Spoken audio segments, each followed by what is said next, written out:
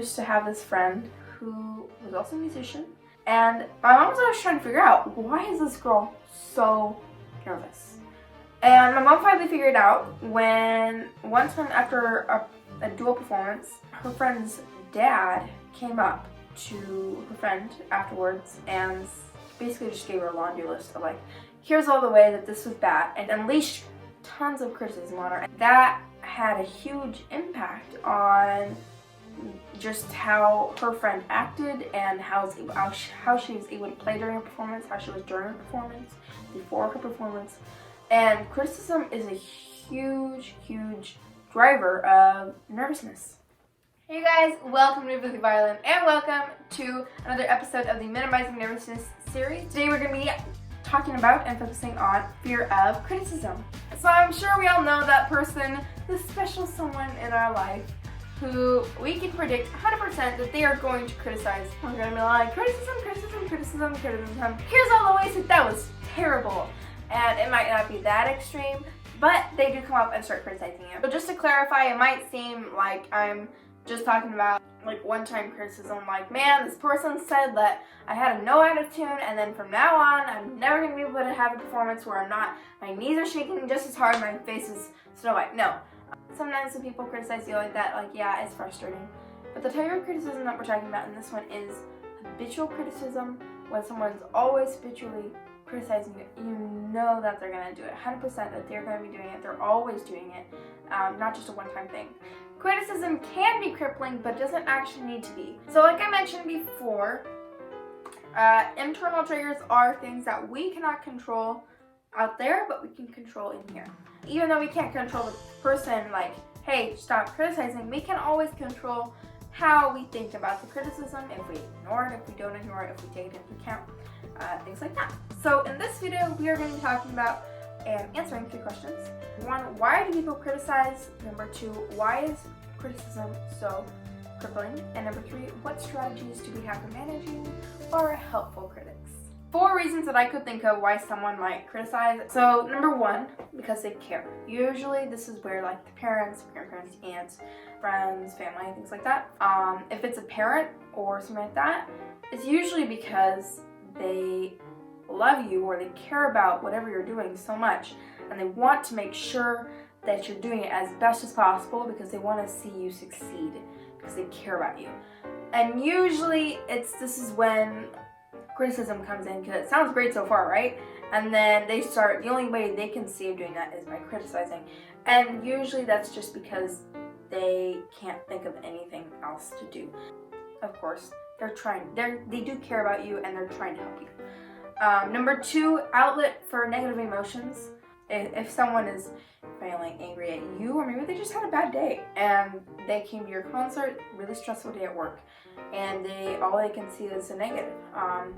I know from experience that if people are really stressed out, it's much harder for them to see positive things, and it's much easier for them to see negative things. So number 3, because they feel guilty. Say they used to play violin when they were little, and they feel guilty about maybe not practicing enough, not taking it seriously or something like that falls into that category where they didn't do something that would make them feel guilty. Then they're going to try to help you, and really 1 and 3 kind of go hand in hand because they care so much about you, but they also have something in their past that makes them feel guilty about doing something, so they want to make sure that doesn't happen to you. A lot of times this is also where parents or caregivers who are usually absent. Maybe they have a really involved job, and then they end up coming to your recital and they realize that they haven't been really involved and they feel guilty, so then after the performance they will try to show you through criticism or things like that look, I'm involved, I can do this, I'm here too, I'm paying attention. And this is just basically just another, it's a clumsy way of people trying to show you that they care, I guess. And it falls under the they care category as well a little bit. So people just feel guilty if they haven't been involved in your life, or if they did something when they were little that makes them feel guilty. They will try to help you by criticizing you. And they just need to find different ways to show that love and care and helpfulness. So number 4 is because they need to feel important. A lot of times this one I feel like is most relevant for just everyday life. Sometimes people will criticize you because they see that you do something really well, and because of that they feel inferior, which people should not feel inferior to you because you do something well, because something that you don't do as well, they probably can do better. And so just because you do something well is no reason for someone to feel inferior, but sometimes people do. It's just humans. We all do it. People will sometimes criticize after performance or just in general because they want to show you, look here, I'm important too. A lot of times, just the fact that someone's insecure and that they want to feel important will actually drive hurtful criticism. Or sometimes it's not even insecurity. Sometimes people just want to feel like they're present, like they want you to know that they're interested. Sometimes they just don't do it in the best way. What makes criticism so crippling? There's 4 aspects to this answer that I could think of.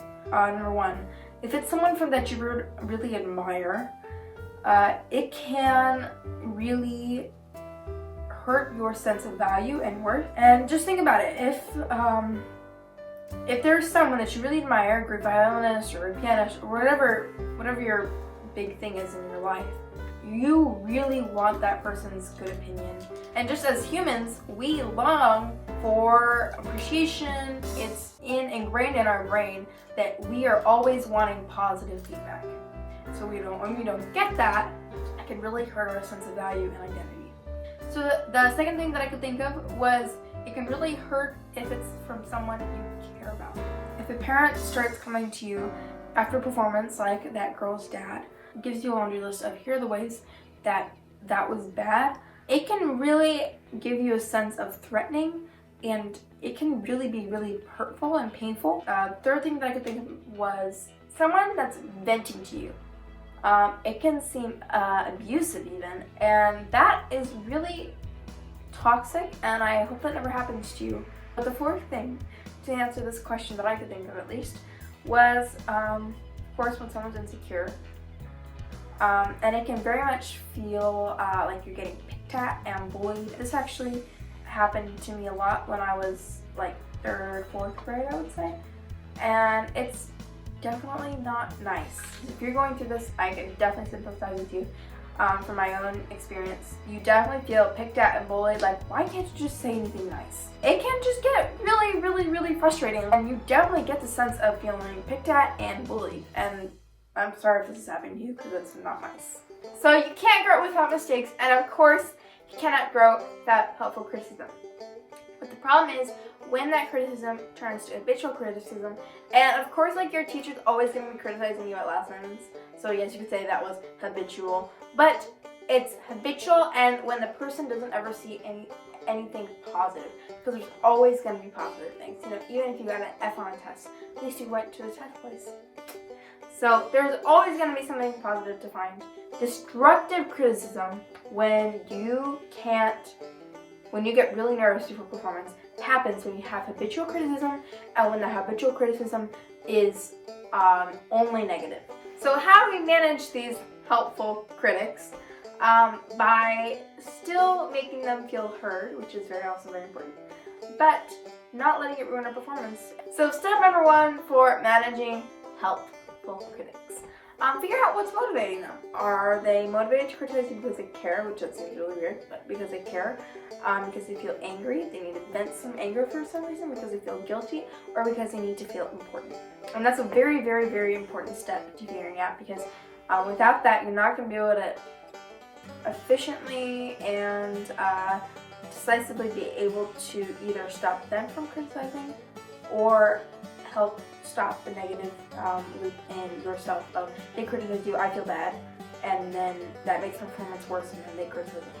So if someone really cares about you, say a parent, and that's the only way that they feel like they can express their care for you and their interest in what you're doing. It's really hard in these situations because, especially if it's a parent, you don't want to hurt their feelings because you can see that they're doing it out of love and they're trying to help you and they care for you.